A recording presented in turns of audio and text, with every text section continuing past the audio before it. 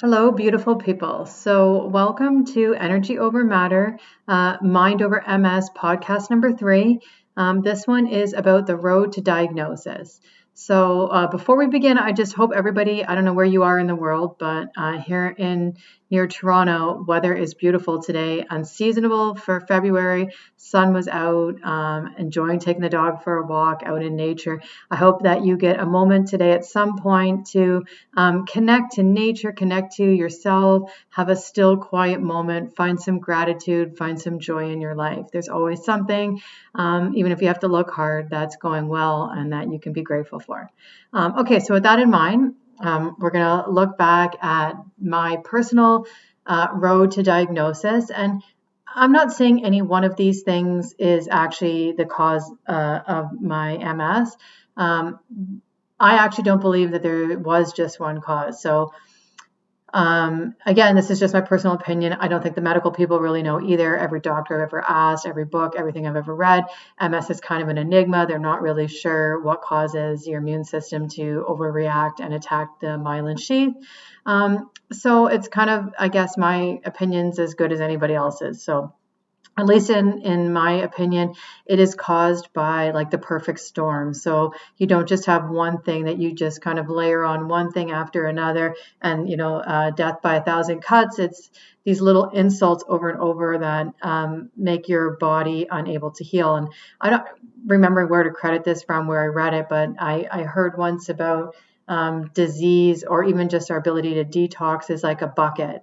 And that for a lot of us, we're all exposed to toxins and viruses and stress and all of these things in our lives. But for some of us, the bucket is full enough only that our body is still able to do the wonderful job that it can do naturally to detox itself, heal itself, and regenerate. But for some of us, we add in too many things to our bucket. And when the bucket gets too full, it spills over.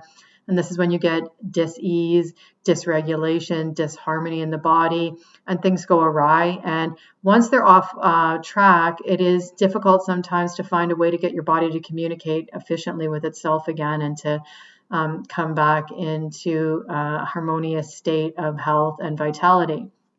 So with that paradigm kind of in mind is that I don't really believe that there was one of these things that I was like, bam, that was a day. And then after that, it was MS for me. Although I do believe there was the straw that broke the camel's back. I'll get to that. That was the one moment I think that pushed me over. So trying to go back and just piece it together. And we all have our own story. So I'm sure some of these things might resonate for some people, or you have ones that are completely different. But in your own intuition, you know that there was these things that have likely caused your MS or whatever disease you're struggling with that may be manifested. So for me, I would start all the way when I was a child. So I probably should have looked at the term for this before I hit record because I can't remember it, but it is like a vagal nerve dysfunction. So when I was a child, if any stressful thing happened to me or overwhelmed me, I would hold my breath and pass out. And as told to me, I was obviously too young to remember that there were several times that resulted in me being taken to the hospital because I was unconscious for a period of time. I don't believe at that age anyways, I'd have to ask my parents for more details about it, but I don't believe they really diagnosed it with anything or they really followed it up with anything. It was just kind of left out there. So I would say that's the first time, at least in my life, that we can see that I have some kind of dysregulated nervous system pattern where something that maybe is not as overactive for somebody else maybe was triggered already in me that was causing this kind of like anxiety to take hold of small things happening. And then the next thing I would say would probably be I had chronic ear infection. So this is a problem, like it happened with my daughter as well, that you just have like children when they're born, sometimes the formation of the ear isn't developed all the way or not correct yet, and it causes fluid to accumulate in the ears. For both myself and my daughter, it resulted in hearing loss that was then required to take some action. So she had tubes, my daughter, I had tubes as well. Now it was for anybody my age, so born in the 70s, back then it was in vogue for people to remove tonsils and adenoids, no problem. I think doctors are, I hope anyway, more hesitant now to do those kinds of surgeries just willy-nilly to everybody. But in that generation, that was what was done. So while they were putting my tubes in, they removed my adenoids and my tonsils as well, because I think the thought is believed that if you have a colonization of some kind of infection that happens in those areas, every time you get sick again, that infection your immune system is suppressed. It moves in through the system, and it'll be activated because the bacteria is kind of, our virus is stored in your tonsil and adenoids, which, I mean, I would hope that people have a more nuanced opinion of these things now, and with more information available. That's your first line of defense. So this means now that you've removed the very first thing that's going to protect you before even your microbiome in your stomach, or your stomach acid, or any of these other things that might take off any pathogens. The first thing when you breathe through your nose, your adenoids, through your mouth, your tonsils, that's what's catching any virus, or anyone that has MS, or really any autoimmune disease knows this. What they offer the most as treatment is non-steroidal anti-inflammatory, so it takes a round of steroids, and take in immune suppressing drugs. So if you take immune suppressing drugs now, and you also don't have adenoids or tonsils, you're really at a risk now for any kind of infection. And as soon as you have that infection, it triggers an immune response, which then can trigger a relapse. So it becomes a hamster on a wheel spinning round and round.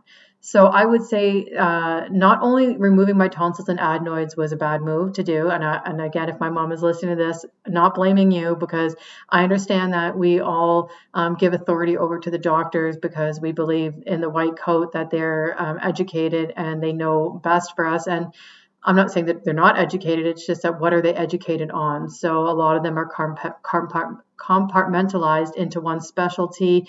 They receive training in schools that tend to be bent on pharmaceutical approaches, not really looking at some of the other things. And again, I'm not blaming doctors here either, because I've had some wonderful doctors. I think that every doctor I've met had good intentions. I just think we only know what we know. And if we're only looking at one thing, that's the thing we look at.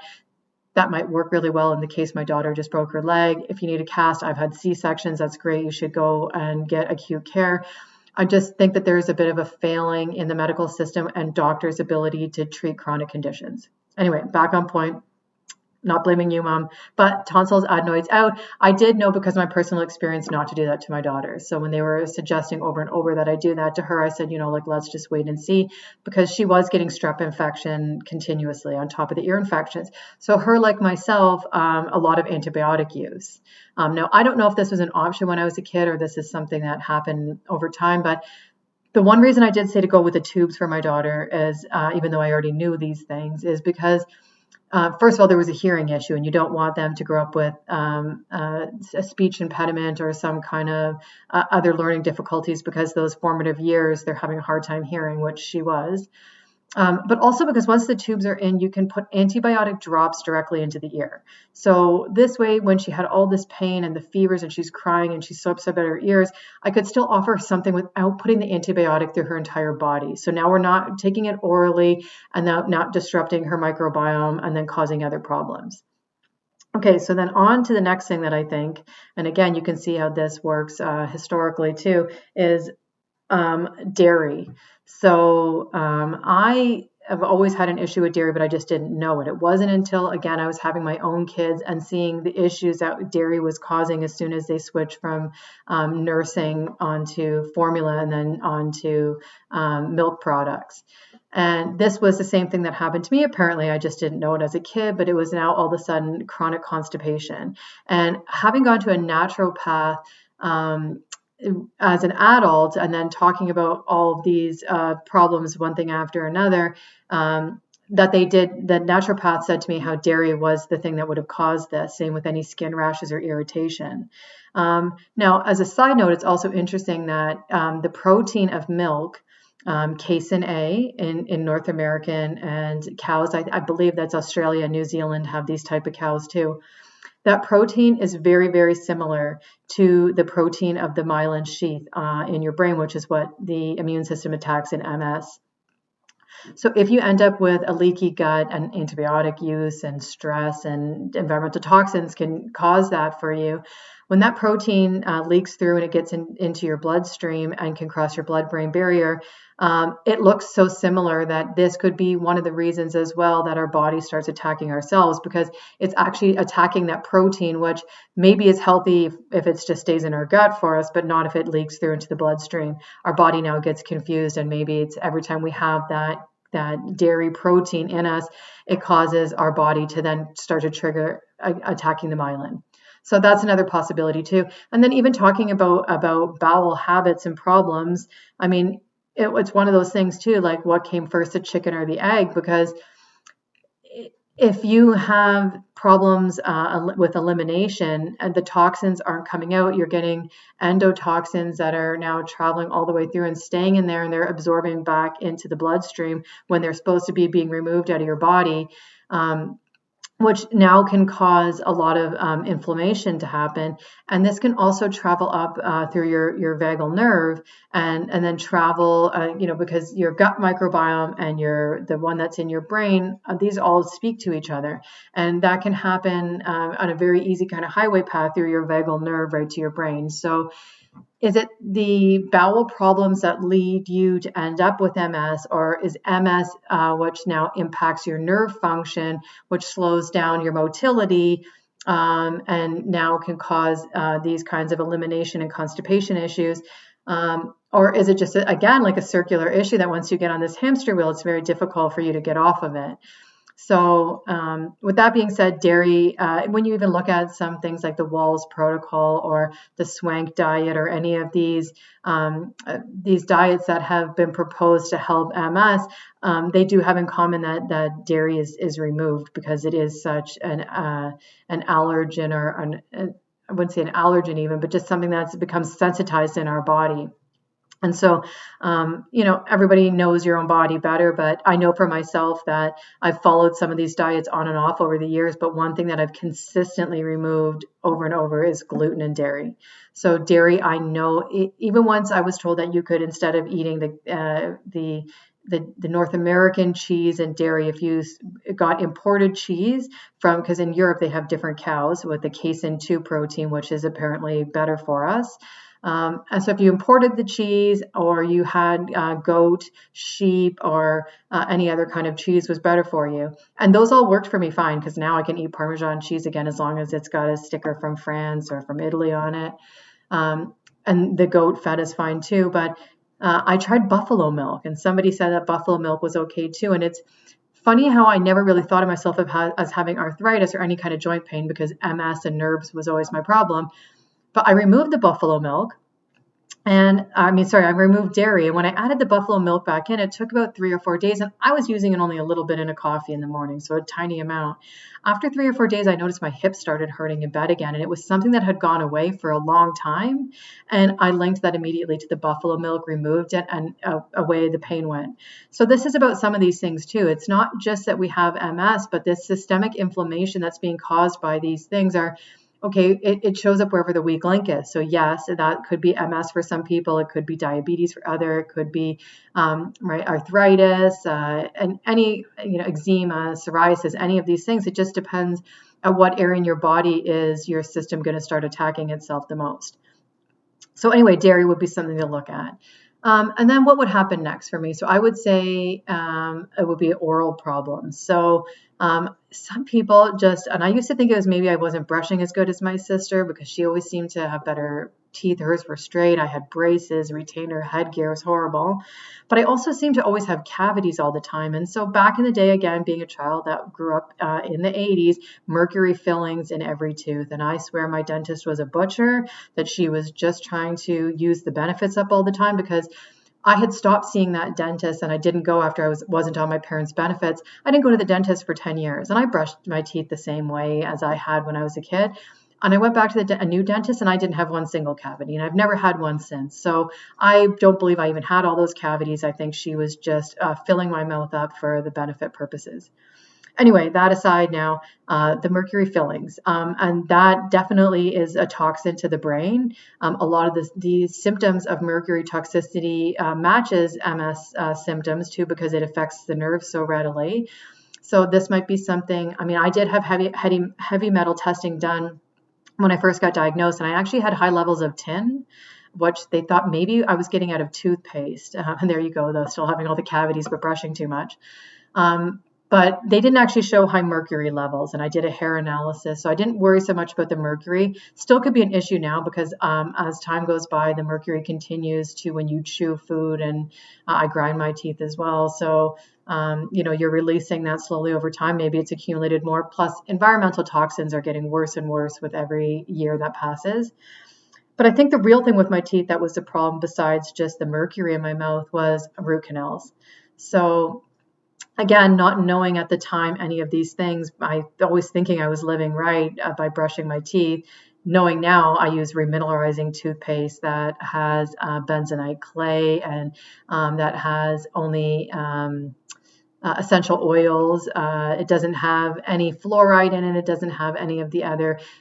You'd be better just with baking soda even than you would be with mouthwash. Never mind that. That's not a good thing to put in your mouth either. That's like taking antibiotics almost, but instead of in your gut, you're doing it in your mouth, which you have a microbiome that's in your mouth as well. That's really important for you. But the root canals, though. So my parents must love this, but right after I get my braces out, all the cost and the pain of that, I knock my teeth out on concrete and put them through my lip. And I get veneers on those teeth and it's fine, but I never got root canals. And I didn't realize that those teeth had cavitations in them and that there was an infection going on. And who knows how long that was. It wasn't until I think I was 28 and I knocked my teeth out probably at 12. It wasn't until I was 28 that I went to a dentist and they had done a scan and they realized that there was, cavitations, which are black shadows on the x-rays because the bone is being eaten up by the infection. So that really caused a lot of pain. And the infection was so bad that when they went to do the root canals, they couldn't finish in one treatment. They had to put antibiotic up into the bone, temporarily close the root canals, and that happened multiple times over several months until the infection was gone enough that they could close up the root canals. I wish then that I had have known that, because for all the time and the money, it might have been better just to get implants and take those teeth right out. Anyway, that one does really time up a lot with my first relapse, though, because those root canals happened, and within the year, my first diagnosis anyway. I don't know if the first symptom, but the diagnosis came. So even if it wasn't a cause of it, it was definitely that infection was triggering something in my body. And then with that being said, I'll skip forward because this major relapse that I just had 2.5 years ago also followed up by, and I didn't know then again because my infections in my mouth have never caused me pain. So they weren't keeping me up at night. I didn't know they were infected. But this relapse started and I still didn't know I had an infection. But because I grind my teeth, I had chipped my back molar. I went to a new dentist who I see a holistic dentist now, and I would recommend that to anybody. The price is a little bit more. But you know what you get now when they're going to only use fillings that are made of like ceramic now instead of mercury. If you want to remove your mercury, they can do it a much safer way. I won't get into too much detail about the holistic dentist, even in the root canals, the details of it, because eventually I'll do a podcast that'll just specifically cover each one of these areas. Today's just the overview. So when I chip my tooth, I go to the holistic dentist, they do a scan again, and they realize, oh, there's an infection going on there. The root canal is causing issues. They now, because they know about root canals, the holistic dentist, they say, just pull the tooth out. Like you can put a ceramic implant in there if you want after, but you don't want the root canal anymore. You don't want the infection. So just take it out. So I had that tooth removed, and my naturopath at the time said that maybe it was a good opportunity because sometimes whatever caused the disease state, so the MS, if it's active again at the time, it's easier to treat it. So I did a course of homeopathic treatments, which were to treat underlying infections. I actually have blood work to go again. I asked from my regular allopathic doctor, and I'm going to go get the blood work done for C-reactive protein and a few other things just to see if there's still an underlying infection. Because maybe the homeopathic worked, maybe I need to do something more. Like I said, again, no pain there. I didn't have it before, I don't have it now, so it's hard to say. Okay, so that could be one thing. Look into your dental habits because they do link now autism, heart disease, not autism, sorry, Alzheimer's heart disease and a few other things are being linked now to things like gingivitis and gum disease, because there is such a link between the biome of your mouth, and then that's connected now to very close to your blood-brain barrier, to the vagal nerve, which is a tract right to your gut. Everything that you swallow is going into your gut too. So all of these things are very linked with each other. So if you have an issue in one place, you're likely having them in multiple places. Okay, so then after root canals, I would think that what was causing, so we have antibiotics now, removal of tonsil adenoids, the teeth problem, vagal nerve issue. There's probably some other things in there with my lifestyle. So I definitely, when I was younger, didn't eat well. So I really grew up only ever wanting to eat starch and sugar. So a lot of just like eating cereal, eating white bread, pasta. I really like put my heels in a lot and gave my parents a lot of aggravation about eating any vegetables. I didn't like meat, and we'll talk about that too. I know what people tend to eat is a touchy subject, because whether you're vegetarian, vegan, whether you eat meat, I know now the carnivore diets are pretty popular. It's a touchy subject. I know I've been on both sides of it, because for 12 years I was a vegetarian, and that followed up as a kid. I wasn't technically a vegetarian, but I mean, in essence, I almost was, because I refused meat at almost every opportunity. I never liked it. And then it became an ethical issue as I developed later about eating meat. And so the problem maybe was I can't really say I gave being a vegetarian a fair shake, because I was a vegetarian who didn't eat vegetables. So, I mean, if you eat bagels and cream cheese and grilled cheese sandwich, I mean, that's technically not a very healthy vegetarian. It's not healthy in any regard. So even if you were adding vegetables to it. So after some period of time, though, I did start eating meat again, but I would still say, even though in my mind I thought I was eating healthy, because I was never overweight, I didn't overeat, I didn't eat gluttonously, I didn't eat that much fast food. And I used to think in the morning, if I went to university on my way to school, I'm like, if you ate a bagel, cream cheese, and an orange juice, I thought that was healthy.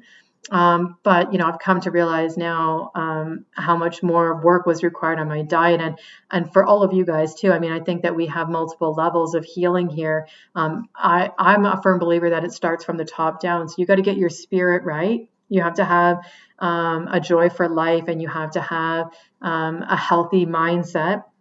And then that helps you to get your mind in order with things like meditation. And then after you meditate, you can get your mind in a place where it's easier to make intellectual decisions that make sense. You're more effective. You're able to like make new habits and see what habits need to change.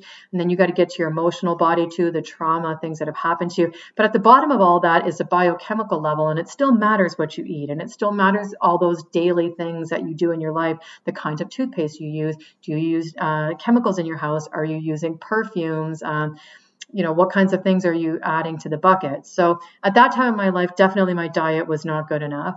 And then we'll add on that I worked in a bar. So I was a shooter girl, a bartender, a cocktail waitress. On top of now I'm a young adult in the 90s, and raves are in fashion. So going from working in the bar to out to the all night clubs after that, not going to bed until the sun is coming up, going right back to school the next day. So like always just like these long days, long nights, overdoing it, never taking rest, never refueling again, smoking cigarettes. So that was a terrible one. Smoking from a very young age, like in the beginning of high school, and then not quitting until 3 years maybe before my first pregnancy, and then on and off after that during, not while pregnant or breastfeeding, but then starting again and then quitting again before another pregnancy.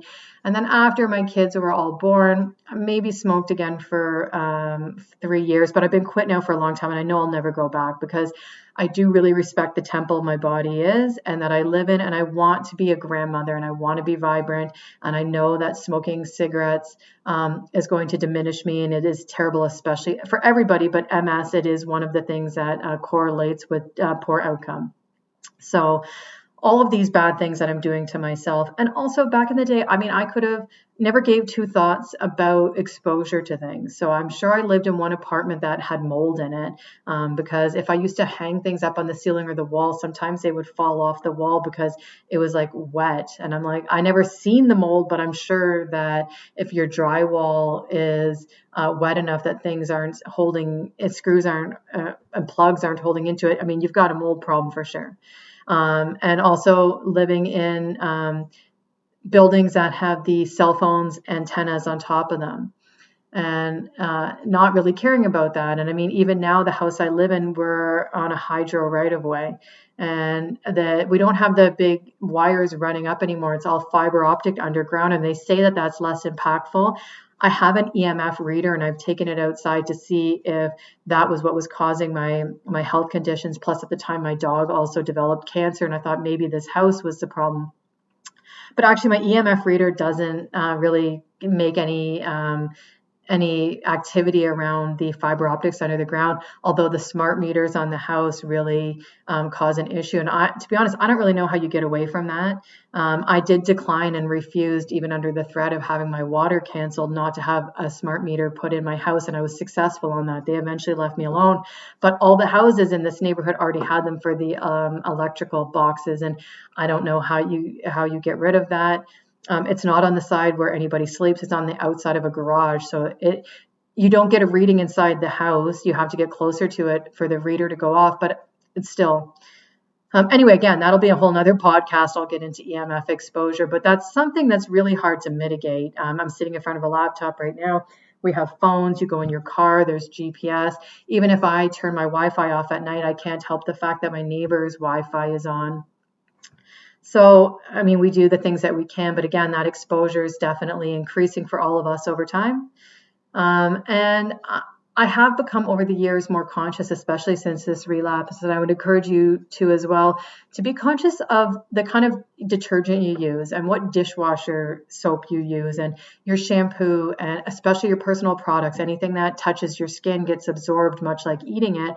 So you really should be conscious. So, I made a lot of changes. It's very difficult, especially when you try to do it all at once, because it can become expensive. It can become daunting, and you can start to get to the point where it's almost like, what's the point? Because even if you clean up so many things in your life, there's so many other things that you can't help. But I would say to you, no, like still take every little step, because like the bucket we talked about, each time you can take a little bit out of your bucket and a little bit out of your bucket, your body is going to thank you, and it's going to start to be able to do the job of healing and regenerating. So please look at one thing at a time. And again, I'll come back and I'll go over all of these topics in more detail one at a time, tell you some of the suggestions I would have, places where you can find more resources.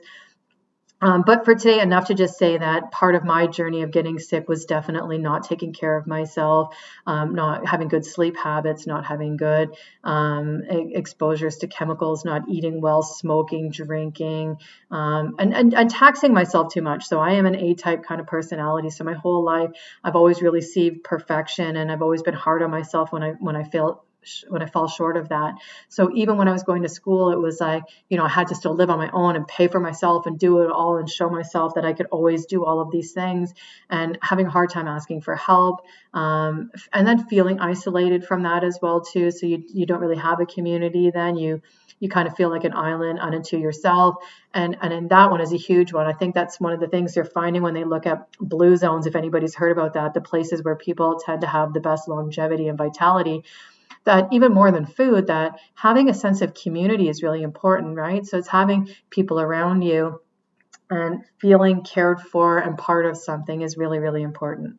Which gets me to the other branch I'm going to talk about, which is trauma. So I believe trauma is the hardest one to come back and look at again, and because sometimes you think that you've dealt with it and you're over it, but it comes back in patterns again when a trigger happens, then the same thing. And I mean, I guess that's good in a sense, because it gives you another opportunity to look at it and say, well, maybe I didn't get there all the way. Maybe I need to go back and look at this again and heal in a deeper way than maybe I missed something.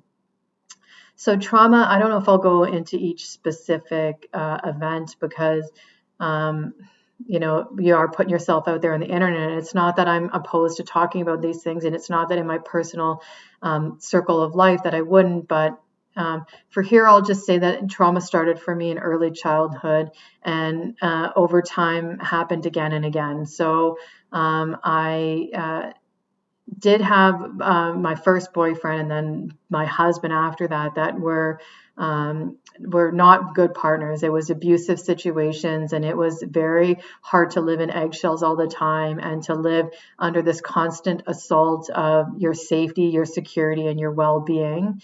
And also living with people who have mental illness, because it then layers on a different kind of guilt as well, and shame with the abuse, because it's hard to then decipher between where is my responsibility as a loving partner to somebody to see them through if they genuinely have a mental disorder, and then where though is my boundary as a person and as a soul myself that's being hurt in this exchange, to protect myself and to be able to confidently leave that.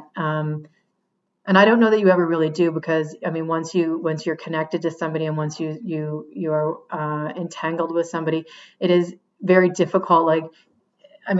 Part of the energy when we put it out into the world, we are entangled with our family and with our friends and with ex-partners in our life and with people, because we create like a resonance and like a signal, and our energy becomes entangled. So even sometimes when you create boundaries from these people and you get rid of them, there still is this entanglement attached to them, and it's almost even like bigger, not just to those people, but to the world. Like we see that when bad things are happening in the world, and they're happening en masse, like even what's going on in the world now with so many wars and economies and governments shutting down, and the things that have happened to us and the loss of freedom around the world, that we feel that energetically beyond just ourselves. So trauma can be the same thing too. I mean, there's a personal when we experience it ourselves, but we also can have like these shared traumas. We can have traumas that are entangled with other people, and it becomes hard to heal them yourself, because sometimes it's not just you that holds the responsibility and the cause of the trauma. It's really only up to you to think about how do you process it. How do you live with it? How do you move forward with it? Because perception matters a lot here too, because all of these things that happen to us, they can be even the disease. So let's take the disease here too, because getting diagnosed with MS was a trauma in and of itself. The trauma every time when I started dating again after a marriage and having to decide how many dates until you tell somebody, and the people that might look at you differently now and say, wow, like I'm not really ready to take on somebody who might be sick. That becomes little traumas in themselves. Or when you finally find a partner who actually loves you like I did, and somebody who was willing to take on anything for me because they really loved me and they seen me, well, that becomes a trauma in a way too, because now I love them so much, and it's like, well, I don't want to put this weight on them, and what if I do get sick, and then their life is now sacrificed for mine, and then you have guilt again and shame again and trauma again, even if they're telling you no, like they love you, there still is something that's going on there that you need to address. And then this bigger relapse that happens, and I get so sick, and now it's like, well, now you got the guilt and the trauma of your kids, and who needs to care for you and take care of you, and are they still living their life if they're worried about you, and you're supposed to care for them, and so you layer on all these little insult after insult, and there are all these little traumas that build up, and they're hard to address, and but that trauma work is really important. So I've done a lot of counseling in my life, and I found some counselors that were really helpful. I've done some other things like somatic healing, where they use it for post-traumatic stress disorder, which I would actually say I've never been diagnosed, but I do believe I have that, because loud noises and ambulance sirens, there's things that trigger me. But they will have people like look back and forth with their eyes. And I'm not an expert in this, but there are all of these therapies you can do while you process and talk about things that help relieve it. Another one I will talk about one day, because honestly, it's hard to explain. I can't explain it in this short amount of time. I'll talk about it here, but it's called Tremor Release Experience. So TRE, you can find it on YouTube. I watched it in a health summit one time. It's pretty wild. And honestly, I felt like I was maybe in the beginning, it was like a placebo, and I was making this tremor happen until I got other people that I knew to do it. And then when they experienced it, I was like, wow, okay, this is really real. It's really impactful. And it did really help me a lot. And I continue to do it. I don't do it every day anymore, but I added in my health kind of ritual that I do maybe once a week, twice a month. I still try to do it. I'll talk about that later though. But the final trauma for me, or the final thing that I would say tipped my bucket, and I might come back to different ones later because I think there was more I missed today, but the final one was for me was grief. So I'm already got all these bad habits and all of these things that have happened to me to lead up to this moment. I'm in a bad marriage. I'm not happy. I'm very isolated in my marriage too. I don't really have friends anymore. I'm not really connected to my family anymore. It's just me and this person who's not kind to me. And I'm pregnant, and I take the pregnancy the whole way through.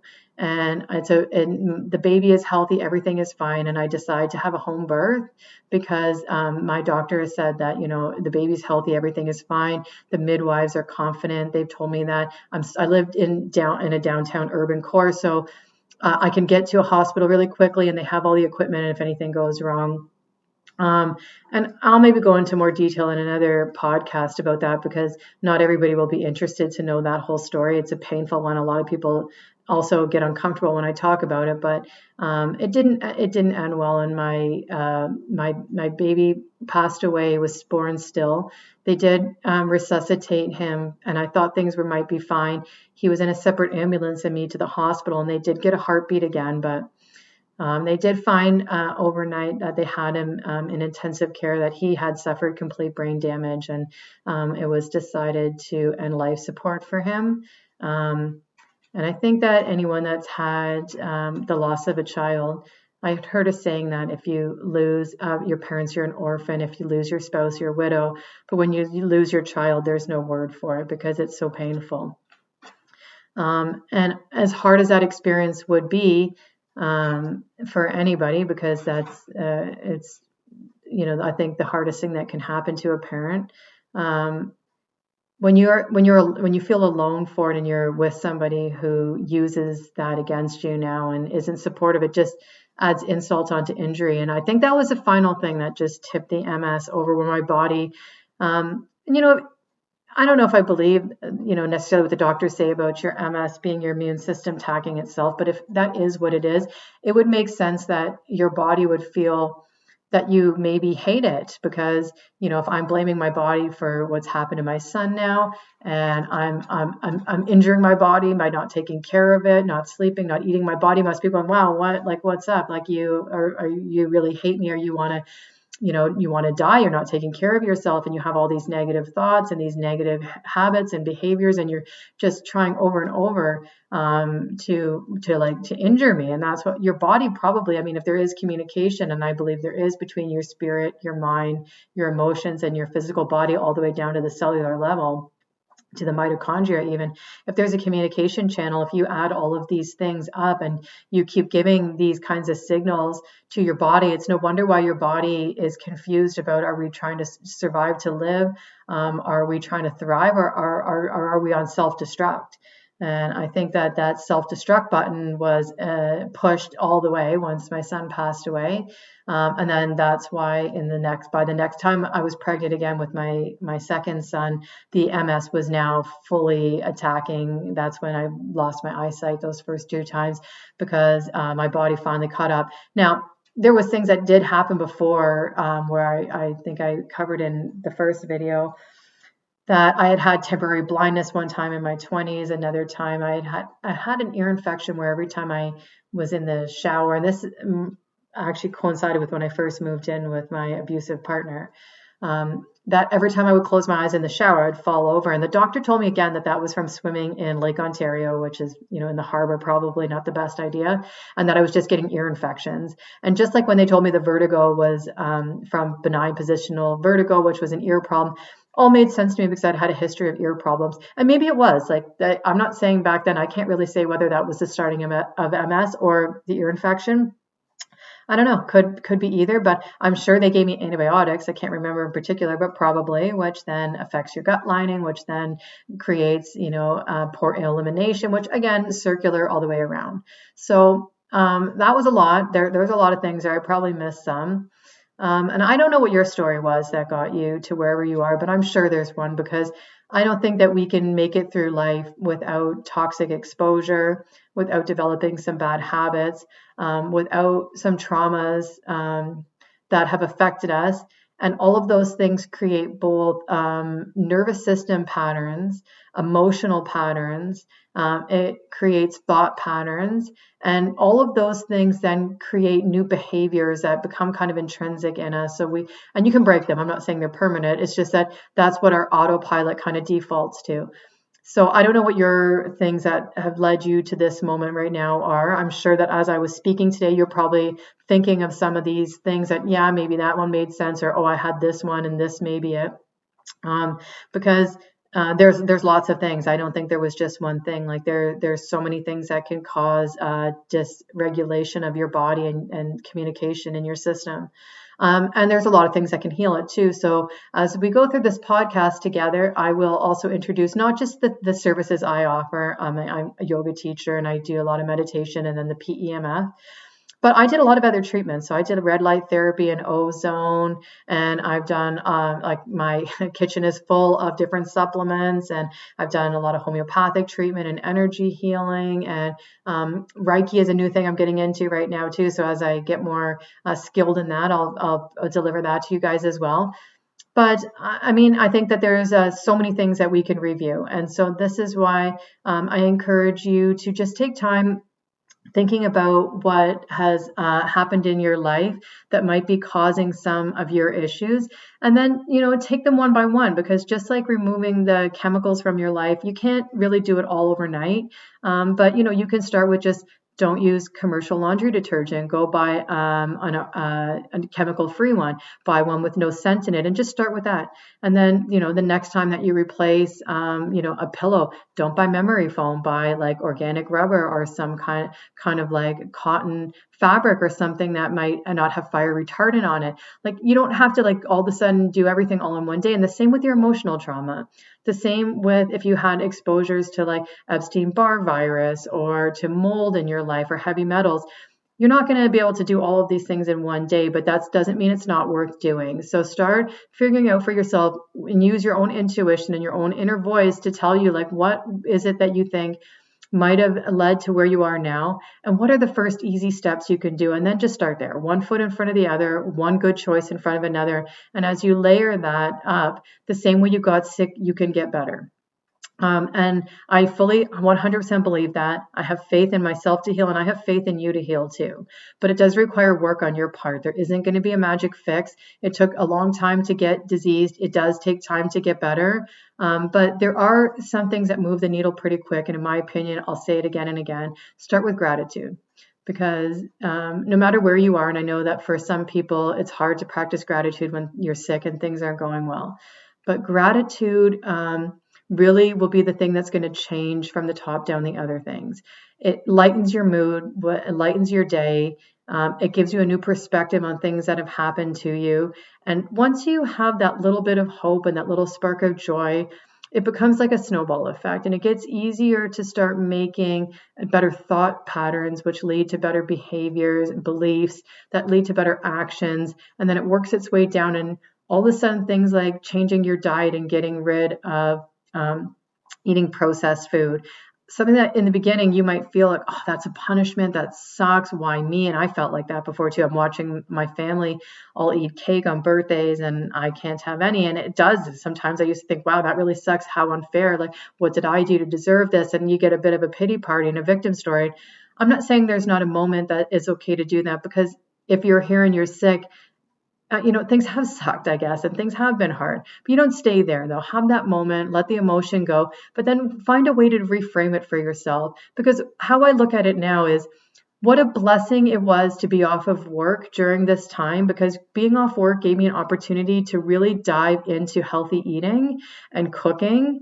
And because I wasn't going out anymore, I didn't spend money on gas and going to eat out at restaurants and going to movies, concerts. And the money I spent doing that, I spent on organic food. And I spent it in other ways because I had that different income to use now. So now every time I cook these meals, instead of seeing it as punishment, I see it as, wow, how blessed I am.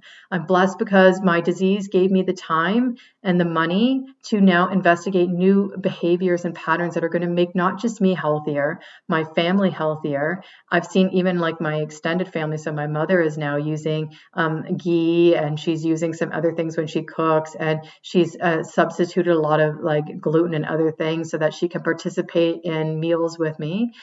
And now I hope that that's extending beyond just me and into to everybody. This is the world. I'm hoping. I don't know who this is going to listen to this, and I don't know where you are, but I hope that this touches you in some way, and I hope that it inspires you to make some of these choices for yourself and to start seeing the small ways you can change how you frame things in your life. And let's start there. So again, I'm probably going to sign off here because I felt like that was a lot of information. I'll come back to each one of these topics individually at another time where we can really dive deeper into them and look at, some of the symptoms of those things, some of the effects of it, some solutions we might be able to do, and where you can get more resources. But for today, I'm going to leave you again with just that last final thought that you do have much more control over your life than you think you do. And I had a lot of control over my life in the end, more than I thought. Even though in the beginning, all I could do was sit and meditate, I did that. And then once I was able to select audiobooks, I listened. Then I was able to read. And even if I had to blow up the screen bigger, so then I picked books. But the books I picked now were things that were going to push the needle again. Now I'm looking into studies about diet and about exercise. I took my certification for yoga. I did all of these things that, okay, maybe I can't do some of the other things, but there were so many things I could do. And as I could do more things, I felt happier and more inspired. And then it led to the next win and the next win. And that's where I want you to be headed to. I want you to accept where you are right now, because you can't change it. There's no what if, there's what is. And is right now in this moment. This is where you are. This is where you're starting. And then there's a lot of, and you can have gratitude for that, because I'm sure there's wonderful things. Like today in the sunshine for me, and walking the dog was beautiful. Speaking to you right now is beautiful. And if you're listening right now, this is a beautiful moment too, because hopefully you've learned something. So take that momentum forward with you into your day and into your week, and start just with that. Start with gratitude every day, because your life is beautiful. You are beautiful, and you are worth healing, and you can heal. So stick with me and come back, subscribe, and then get notifications for new content, and reach out to me also on my website at energyovmatter.com. Energyovermatter.com. And maybe I can help you personally as well too. But if not, if it was just something I said today, I'm really blessed to be part of that too. Have a great week, everybody, and a great life. Namaste.